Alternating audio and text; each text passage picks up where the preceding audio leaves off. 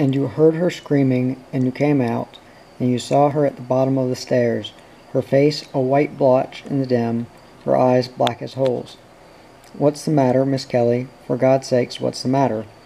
You galloped down, you stood 3 feet from her, that scream in your ears, the mouth open, screaming. "Will you tell me what's the matter, Miss Kelly?" She was transfixed there. You slapped her face, feeling your hand bounce on the fine-marked basil of her skin. She shut up. You sat her on a chair and brought water, and she went into a thin, wailing moan like a wind sometimes, and was stunned, moving back and forth in the chair, hooning.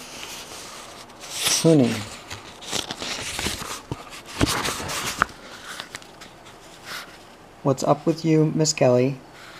A woman came in, soft, slow, frightened, her hair in wisps, and she spoke in a way to match all that.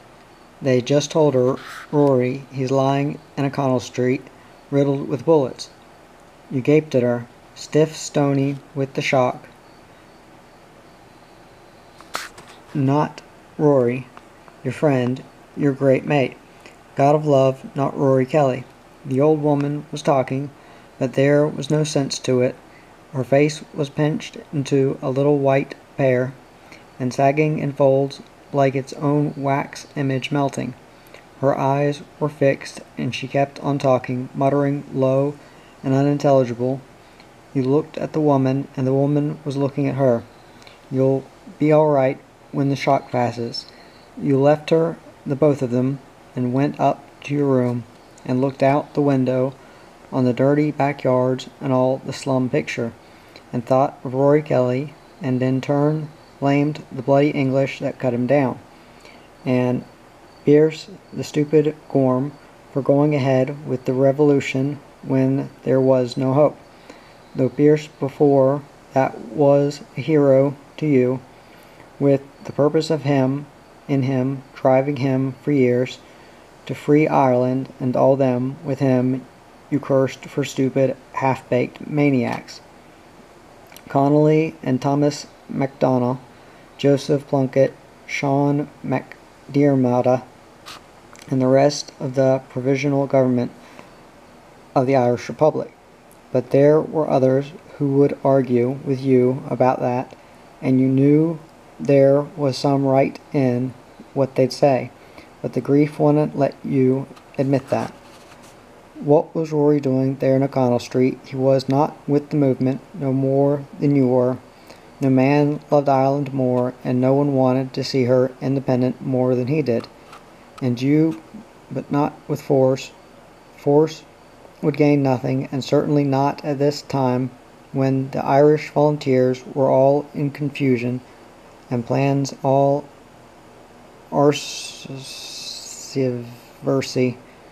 with Owen O'Neill on the one hand countermanding the rising, and Connolly and Pierce and them deciding to carry it out. Pierce and his men taking over the General Post Office, the scared and astonished officials running from it, Pierce and his men posting up the proclamation of the Republic on the pillars of that post office, and on the roof the flag of England coming down, and the green, white, and orange of the tricolour going up, and the hoarse throats cheering at that, the emblem of freedom, and the lancers galloping down the street, the Irish rifles trained on them, the bodies dropping from the saddles, and the turning of the lancers galloping back the way they had come, and the voices jeering them on their way, 6 of them dead in the roadway. Pierce on the steps of the post office within the hour, and a silence on the great crowd that heard his words, and you and Rory Kelly there listening with him. Pierce telling of the decision to proclaim the Republic, of the need to fight in the light of the government determination to rout out the volunteers and the citizen army, and shoot them down like dogs in the city, to raid their homes and kill them, disarm them, break up their organization, and force conscription on the country. Pierce telling them it was now or never. The only end in desperation was to fight and go down fighting, to strike a blow for Ireland that Ireland had long been waiting for. Pierce calling for volunteers, and the volunteers stepping up beside him from among the crowd and marching with him into the post office.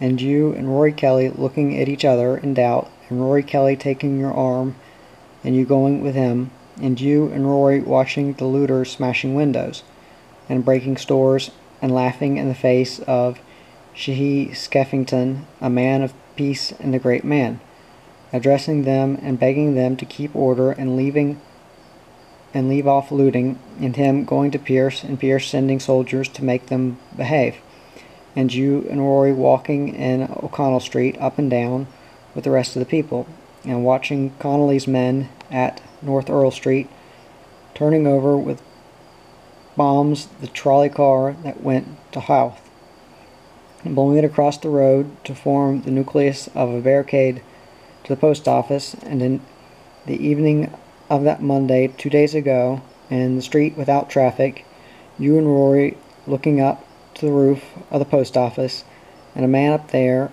with a cornet, a man up there in the shadows blowing a cornet, plaintive as the horn of a shepherd playing, who fears to speak of '98.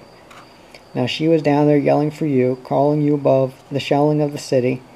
You ran down the stairs in the darkness, her face coming up suddenly in front of you, strained. "What is it, Miss Kelly? Why aren't you resting?"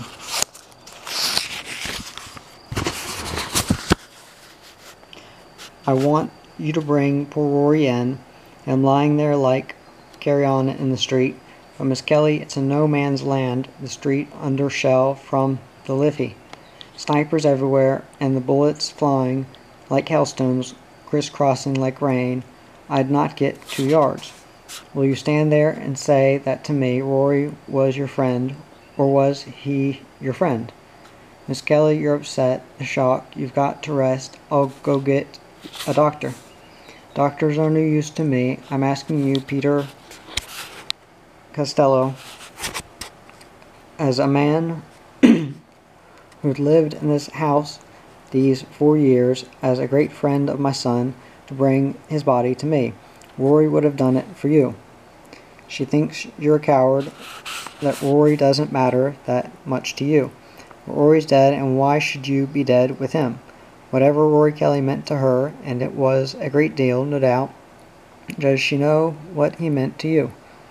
The plans you had with Rory Kelly to better your life, you working with the idea of pooling your money when you had enough of it, and buying a business in Dublin City, and getting on in the world, grinding and scraping and putting that one purpose before everything else, you suiting Rory and Rory suiting you, perfect partners like brothers even, and this to come and happen. And Rory Kelly dead out there, stone dead and finished, and the dream finished with him. She knew that, or most of it, but tragedy was hers personally, and nothing else mattered. Will you go? All right, I'll go. And you went to the hospitals to find if they would send an ambulance in for Rory's body. But they told you no, they said, there's no hope of rescuing the wounded or bringing in the dead except at the risk of death. Easter Wednesday it was, and the hospitals would send out no more stretchers, and those dead and dying in the streets would have to lie there for days. And the Battle of Dublin was getting worse. The English were pouring in, and the shells were smashing down the post office, the shrapnel wounding and killing people in houses nearby.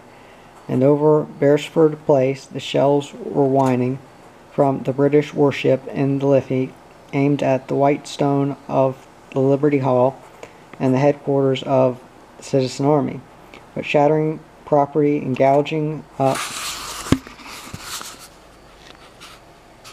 the street and into O'Connell Street they fell, devastating houses and shops, and you knew that was the beginning of the end. You stayed away from your house, wandering disconsolately out in the suburbs, meeting the hate and the tension, the tears of them that watched Dublin burning. The air glaring over the brave city warned with me spilling their blood to free her, watching the great ragged balloons of smoke and the rumpled clouds of fire, scarlet blotching the dark in a blaze of greasy red. And you went back in the late night, the early morning of Thursday, and the lamp was still burning in the house, and the old woman was sitting there with a cup of tea and staring. "Where's Rory? He's so late in coming home." I tried. "It's not often he stays out late like this, Peter, is it? Do you think he's all right? Will I get you another cup of tea? No, you look tired. You sit, and I'll get you one." And she brought you the cup of tea in her thin hand and sat down looking across the room. "Rory's in bed, is he, Peter? What? That's not like Rory to leave his tea. Go to bed without his tea. Is he sick? No, why don't you turn in now, it being so late?" "Yes, I think I will. Will you wait up for Rory?" "Yes, I'll do that." "His tea's in the oven when he comes home, Peter." "Yes, Miss Kelly, I'll tell him." And you sat there watching her go, her strange going out of her mind. Oh Christ, what was this terrible thing? You and the empty room, and the bloody murderers out there, and the brave and foolish hearts, and Rory Kelly ready for the grave, and his mother demented, and you, Jesus, Mary, and Joseph. Where in the sense is the sense in living? Where is the sense in trying? What is hope for to be smashed when it reaches the crest? Why don't I go and tear their guts out? Why shouldn't I go round, belting the weak, robbing the poor, drinking, whoring, doing all the things others do that are better off than me? Where does it get me, being the way I am? There was a bottle of whiskey in your room that you touched now and then with Rory. You got it and sneaked downstairs and drank. You kept drinking it till your thoughts talked, and you answered them with your own lips. A knock came on the door, and you went pugnaciously and pulled the door open. A girl stood there, grubby and disheveled, big-eyed. "What do you want? Does Rory Kelly live here?" "No more he doesn't." "What do you want with Rory?" "Is his mother here? What are you, his brother?" "No, I'm not his brother. Come in and have a drink. You look none in." "I've come to say that Rory Kelly's dead. You'll be had up for stale news." "You know, then." "What's your business telling us about Rory? You don't live in these parts, do you?" "No, I'm from Cummin, na Mabon." "Oh, are you now? One of them, are you?" You turned and went back to your chair, and your bottle, and the door closed gently. She came and sat down in front of you on the old woman's plush chair from the Cummin na Mabon. Was she? That crowd attached to the citizens' army, nurses, messengers, soldiers. Shoot a gun like a man, march like one, even stand up to puddle, they said, some of them. Have a drink, soldier. Don't drink that. Why not? Because I asked you not to. And who are you to be asking me anything? Why don't you get back on the job? Go on. They're waiting for you. Connolly over there in the post office. He'll be wanting you to run messages to McDonough, maybe. Or maybe there's someone wants his artery to just stop splashing. Or Pierce will want you to run ammunition for him or load his rifles. Please don't drink that stuff. I'll make you a cup of tea, shall I? No, maybe nothing. What's the orders and petitions in aid of? If you were his friend, I know how you must feel, and I'm sorry. You took a look at her, now with the shawl off her red hair and her face white but vital. She was small and lean as she stood and took off her coat. Her breast stretched full as she put her arms back with the movement. There was a vicious unrest in you, a wanton need for action to relieve your emotions, a recklessness. You don't look tough enough to be one of them. I don't think I'm tough, but I've got a job to do, and I'm doing it. I'm doing it the best way I can. You're upstarts, the lot of you. and 10 horned soldiers. Blood and guts experts, I hate the bloody sight of you all. Why don't you get away and let me alone? She took the bottle and put it on her side of the table, and you just watched her, compelled by her quietness and self-possession. You grabbed her hand and went from there to her breast and squeezed it. She went and said, "Don't do that," and she said it so quietly and firmly that your hand fell away, and you felt ashamed, and a wild smart of tears sprang to your eyes. Do you want to know how Rory died? How? One of our girls was hit and wounded on her way with a message she had for Connolly in the post office. Rory Kelly went to her help, and she begged him to take the message. He took it, and that's how he died, running across the road across O'Connell Street. But Rory Kelly wouldn't do that. He wasn't with the movement except in spirit. He did do it then, and he died. He died for Ireland, and he died for Ireland, me tit. He wanted to live for Ireland, not die for her, and he wanted to live for Rory Kelly, and Rory Kelly was greater than Ireland. He must have been mad. He wasn't mad, and you think it's great, a wonderful deed. But what do you know? You didn't know Rory Kelly and the few years on him, the mind he had, and the good in him, the things he wanted to do, the struggles he made, and now all of it wasted. Waster, and because of a little cock-a-hoop rip with tickets on herself and maybe a medal or two coming up when the Republic was established. Well, do you know what I think? The Republic's rotten tree, it's doomed. Is this him on the mantel shelf? Well, it's not me, is it? It's a lovely picture.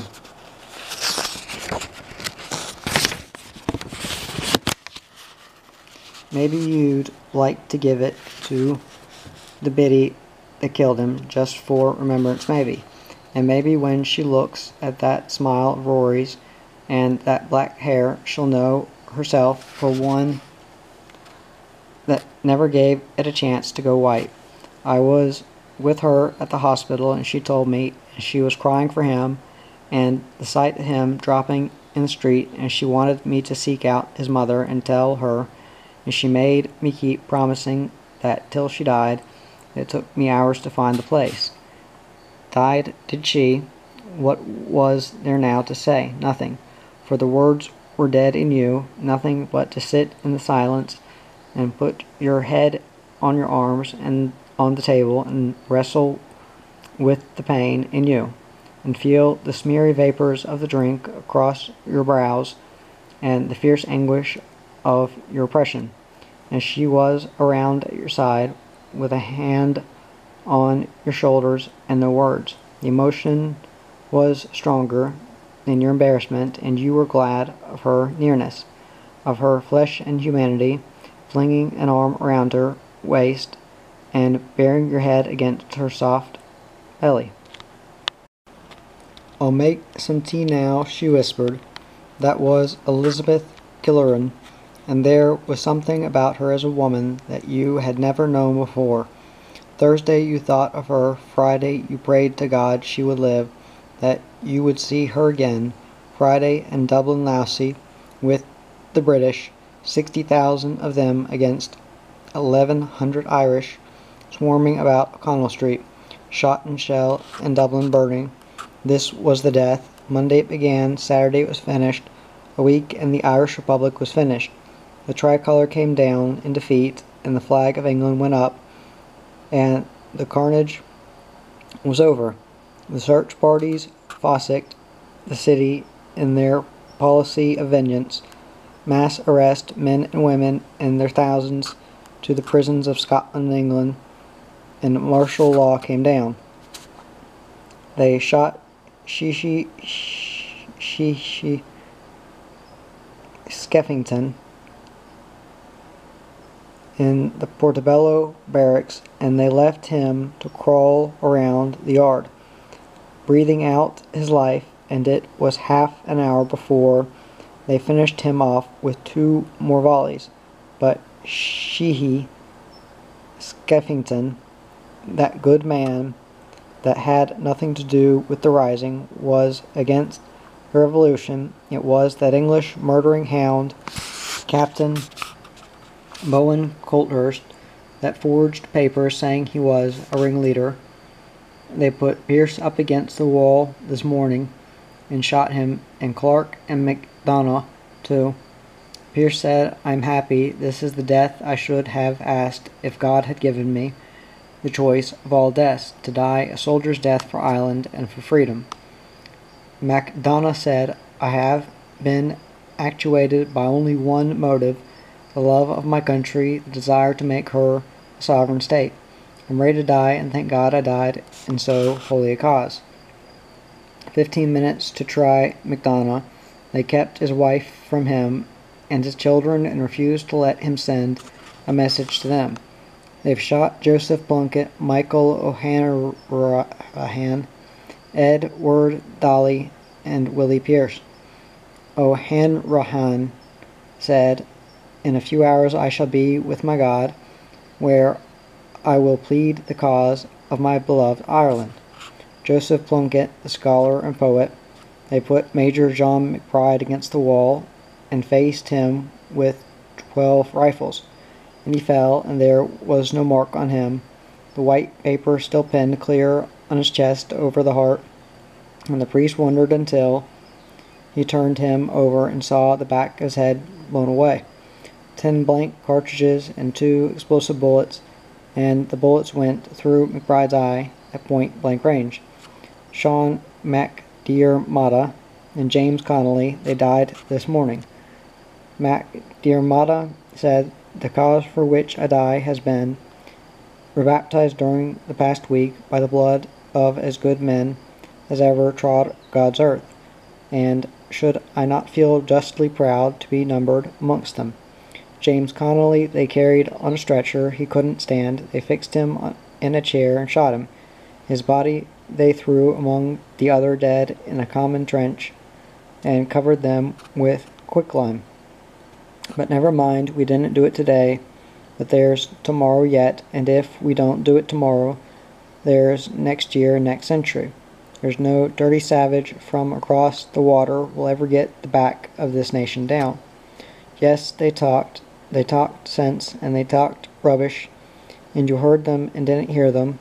You were alone in this house. Old Miss Kelly was in hospital, and the priest had given her extreme unction 3 times. Even if she lived, she would go into an asylum, they said. You pulled that house around you for the friend it was in those last 4 years, and you spurned it for the memories it gave from its little rooms, and its narrow stairway, and the draughty kitchen, but you went on living in it. And you tried to sort yourself out, but lost yourself, and met yourself coming back, and kept thinking of her, your mind running to her, as light goes to the eye.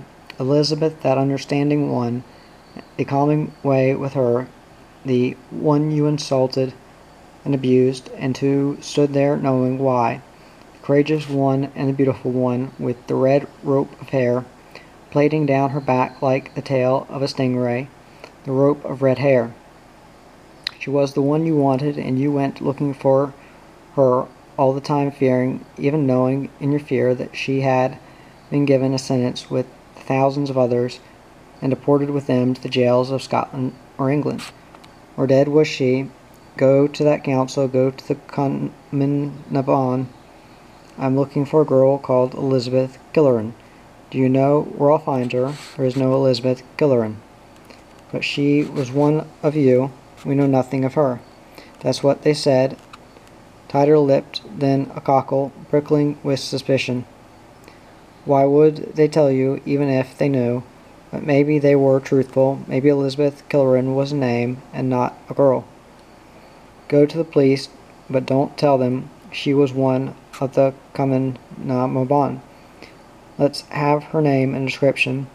You said Bessie Malloy, and you gave a false description, because you thought there and then, at the last moment, that some bad might come out of it for her. Ask the priest and the parson, a dozen priests and a dozen parsons. We know nobody called Elizabeth Gillerin but will make inquiries among the parishioners. Call back again. She was lost, swallowed up, hidden. Did she come from the country, perhaps, and had she gone back to the country? No, she had the ring of the Dubliner. Go to the undertakers, no account of her, search the hospitals, they had never heard of her. Advertise in the papers for her, the advertisements brought no answer. You started walking the streets in your search. You walked down Grafton, you searched Thames Street, you looked at the faces in Moore Street, O'Connell Street, you went down lanes and looked in the doorways.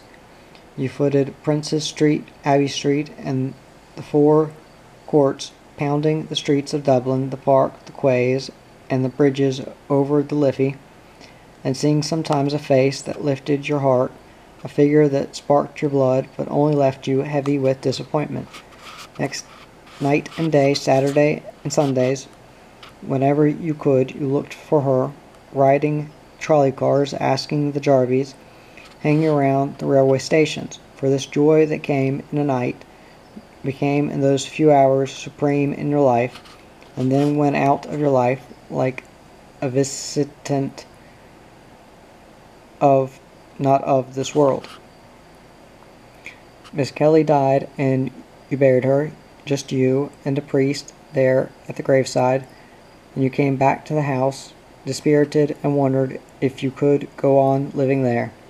You hadn't worked for 2 months. The money you'd saved with Rory was dribbling, and it was a pity for it to be wasting. Why work on in Dublin? Why not go south to Cork, maybe, and get a fresh start there at something? At any rate, get a job, and get rid of this black depression. Be doing something, saving more to get on in the world. Save for that business yourself that you and Rory were after. But what's the use? Go on and do it, but what's the use? And it was evening, the day on the brink, and the rain falling, and the air in the place smelling like wet bags and full of smoke, and McGinnis's best bottle sitting up like clubs shiny as toffee, and every one of the bastards empty, save one, and that before you, and some rolled away under the table among the cigarette butt, trod flat.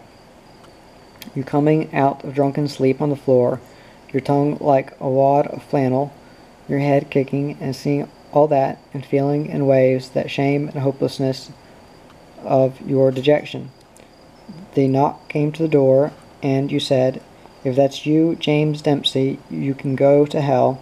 The grog's gone, and I don't want to know you." Not the knock again. "Stop that knocking on me door, stop it, or I'll drop you, and use your guts for neckties. Peter Costello, eh?" It was a woman's voice. You listened more than a woman's voice. You had the horrors. You were off your head. You mumbled and stumbled up, and staggered to the door, and hauled it open, gaping before you had anything to gape at, and not believing it when you saw her, watching her smiling, and walking past you into the room, and looking at the mess, the bottles and the butts, and turning on you, and saying, "Oh, Peter Costello, you are a terror. God love me, it's not true." And you pulled her into your arms, and kissed her face all over, and jumped in the air, and on to a chair, and on to the table, and down to the floor, and clapped your hands, and jigged, and went on in a pantomime of joy and gladness. "Oh, Liz, there's not a drain in Dublin I don't know. There's not a crack in the walls, not a stone that's been looked under. Jewel, I walked the feet off myself to find you, because I've never forgotten you, and God, I could cry a bucket full right this minute for the joy in me. You're a bad boy, that's what you are. Every time I come here, it's to see you with the drink. A very bottle of the stuff itself you are. Oh, light of me, life, don't be scolding me now, not in this hour of me joy. I'll come back when you're sober. When I'm sober, what about a cup of that good tea you make? Eh, what about that? And I'll go and put me head under the tap, and that'll right me in 2 ticks. Please me, dearest. Oh, all right. Go on with you then. You sobered up, though your head gave a kick or two, and spruced yourself and came down and talked with her. Looked at her while she talked. She was telling you how, on Easter Sunday, the day after the surrender, she went to her Nana's place in Enniskillen and stayed there out of harm's way, and came back to Dublin but a day ago, and so came to see how you were getting on. And you told her how she was a son in your life, and that son was darkened, how you yearned for her, and a strange thing that, because you were still pretty well strangers when you parted, yet you felt as if she had been yout beloved for many a day. And she said to you it was the same thing with her. She said it shyly, and you know when you had to drag it out of her, how she had thought of you and felt anxious for you, remembering your grim face and despairing spirit, how she had that you needed someone, and how when she was coming up the street outside to your house she dreaded coming to the door and knocking lest she be told that you were not there but gone out into the unknown world. And when you took her in your arms and she took you in hers, you knew that if you had done that from the first, nothing need have been said, for it was told in your embrace. And that's what the rebellion did for you, and you were happier than you had ever been. You made her your wife, and your love bed was in that house where you met her. She took off her clothes, and you were the first man to see her, a glazy warmth in her eyes like a cloud of moisture on the eyeballs, and you felt a passing shame that you were not coming untried to her. You took her, and in the fusion you knew, with a shock, that this was different from those other times. This was purity and love and devotion. This was perfection and right, the mating of man and woman as God himself meant it to be. And you got 2 sons by her, wasting no time about that, but no more, for the last one brought her near to death. And when you learned this from her own lips, that she had no more children in her, your mind rushed back in a flash to McInerney and McInerney's wife, and you thought you knew then how McInerney must have felt, and you didn't know whether the insight made you understand him a little better. And you thought in a way this might be the visitation of your curse against him, the payout for your hatred of him, and the judgments you passed on him. You railed against that fate, but you had her, and the kids were healthy, and there was love in your house. And now there was not only you, with the desire to improve yourself, there was her, and the both of you thinking of them, the children. This was the slums, and your house was in the slums, and you didn't have to stay shackled by poverty. You were saving still, getting it together bit by bit. Did you want a woman of yours to sit like the old croons in the doorways, with the phlegm on their shawls? Did you want to end up an old lounger on the street corners? Did you want your boys to come up with the dregs of those streets and face the wearing years like poor bastards among you, goodness itself, most of them, the silk of the earth, some of them, but unable to help themselves, not caring? And you both agreed on that, to kiss the environment goodbye, but there was something else that shook your faith in the future there in the Irish country. They were talking again, and the pommies in Dublin Castle were stirring, and over the water in England the English were frowning and simmering. They'll be banging drums here before we know where we are. I see it coming too. Ah, can't there be a little peace, a little happiness? Again and again it keeps coming. You'd think I was the wandering Jew himself, the way trouble comes and sits on me shoulders. They're good shoulders, darling. I'm sick to the heart with it. I'll never do any good in this nation. It won't give you a chance. It won't keep quite long enough for a man like me to get on his feet. True words they are, and it sorrows me to say that I love this country. And don't I too, but how much does she love us? That's the thing, enough to give us hope and snatch it away. Enough to get all these poor devils out of this slum hole. Enough to get a man a decent wage and the chance to buy his own house and make something of his life. There'll be another revolution, and more than a week of it this time. That was the worry, and it grew, and you thought about nothing else. Then one evening you met an old friend at the store where you worked, a man named Brody. And Brody told you about the other side of the world, and how he had just come back from there, where he had a sister and her doing well, and how he would be going back again to settle before the year was out. And all the way home you thought of Brody. Brody walked beside you talking, it seemed, and you talked with him, and he put heart into you, and when you reached your door, you burst through it like a schoolboy with the news. A land without peer, that's how he talks. A land without peer. Rudy says, so great they'd use Ireland, the whole of it, for a sheep paddock over there, with everyone working and no distress, and more money than you can poke a stick at.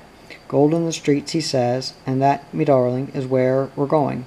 Out of this blighted land. I didn't get a word of it. Who's this Brody? Brody's the... And what fancy talk is this? Australia, you donkey. That's what I'm talking about. It's the thing to do. That's where we'll get on. Your mind's made up, Liz. Is yours made up with it? I'll go wherever you go, Peter. And maybe this is the answer.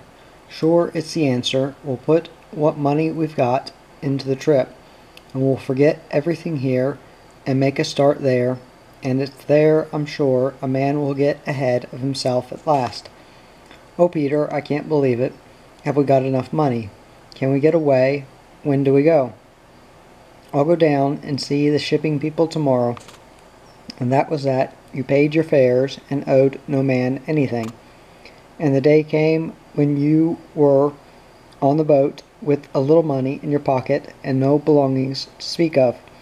You and her, with Johnny and Dano, the baby, and standing at a rail in the bleak gray of the winter, and looking down at the people on the wharf, sheltering in places like birds, the sleet driving icily, and waving and goodbying to them, though you didn't know them from a bar of soap, taking your last look, and she crying at the parting, and saying how glad she was she had stopped her mother and father from coming down, else she wouldn't have been able to bear it, and the ship hooting and moving, sliding away, and you feeling the bonds stretching between you and that country, and breaking, and you wishing to God you weren't leaving, and feeling heartsick and homesick already, and on top of it, laughing inside you, a bloody fool if ever there was one. Hey, see here, the man with the big hands and wide in the back among the jumble of them milling about him, the one with the black hair, feather curled like the hide of a sweated pony. Hey, you gawks, send a stare this way. This broad face with the rust red in it. This is a face that'll flinch nothing and squiz the blue eyes that go with it, and see them for the fighting sparks they are. Here I am in the striped suit and the curly beaver. Take a peep, and your gobs'll open with the astonishment. Look you, Costello leaves Ireland. You thought it in letters a mile high, as though it was the printing of an event to be put with the death of Parnell and earthquake in Mexico. Is it you? Yes, indeed, and you going at last. Will you look at that? Goodbye, Dublin. Goodbye, Ireland. Goodbye. And God keep you. I might never see you again. But you'll hear of me, I hope, and hearing will give a nod of pride. God, let nothing happen now. Jesus, Mary, and Joseph, this is Peter Costello that had no easy spin, with his wife and children, asking not for great things, but a little happiness, and nothing to come between health and peace, and enough bread to eat, for a chance to make good and be worthwhile in the world. And you came into Port Jackson on a day in December, a day so hot it was boiling over, the sea in a greasy swell, and the land burning in fumes of heat like the air over a cauldron, the sky glazed and like a dirty window over Piermont, and all the white things glaring white, and the black funnels glossy, a very fire on the place, but nowhere to be seen, a city on the banks of the sun, and on the quay, on the wharves, and up the channels of the streets sunshine, so golden that a sovereign had nothing on it, like golden syrup, thick and rich, and poured among the shadows, so that the shadows were things of substance, and the shapes and pools of the sunshine just as solid. And there was a barrow heaped with oranges, a golden shoal of oranges, and on a stall in that stillness of warmth a yellow pyre of bananas, and that sunshine was like an iron pressing softly on your face. It was everywhere, and the people reflected it. There was breathless excitement in you, and you looked at your wife, Elizabeth Costello, and the sunshine had transfigured her lovely face, and on the heads of your boys it was a silken blaze. Didn't I tell you it was a golden land, didn't I? Will you look at it, though, and see, squint though you must? And you laughed happily, the both of you, thrilled to the back teeth, standing there with your hands on the hot wood of the bulwarks, and the hurdy-gurdy of the city going on about you. And back home it was raining, the sleet was blowing, and the fog rolling, and the boys of the Sinn Féin working, and the trouble coming. The trouble but a year off, the auxiliaries posted, and them in the black trousers, and the tan coats come for the picnic, killing and raping, burning and murdering. You missed that, thank God, though as an Irishman you were with Ireland, and suffered as she suffered. Next time you do that, Bugs, I'll dong your one. Give us the ball, Willie, my go. Costello turned on the bed and woke suddenly, slipping one blear eye open, and then the other, his face red with sound sleep and marked with the pillow, and the dream ruffled by the explosion of his awakening shimmered nebulously again into focus. It put a bitterness on his lips and unrest in his eye, and he glowered. He reached down beside the bed for the bottle and poured himself a snorter of cheap red wine. Hell, he said, why don't them bastards shut up? Sunday afternoon crawled through him again with its sporific of roast mutton, plum duff, and last night's spree, with its pleasure of shocked feet and its discomfort of trousers, came tightly under the crutch. He lay with eyes open, spreaddaggled in the midst of the hollowed bed, and stared at the ceiling. It was Easter Sunday, 1928, and this was Sydney. And outside in the street the children played, I'll cut it out, Geddes. Laura, Laura, come on home when I call yer. In your neck mug. Oh, I wish I had someone to love me, someone to call me their own, with the dark prison walls all around me. Oh, I'm tired of living alone.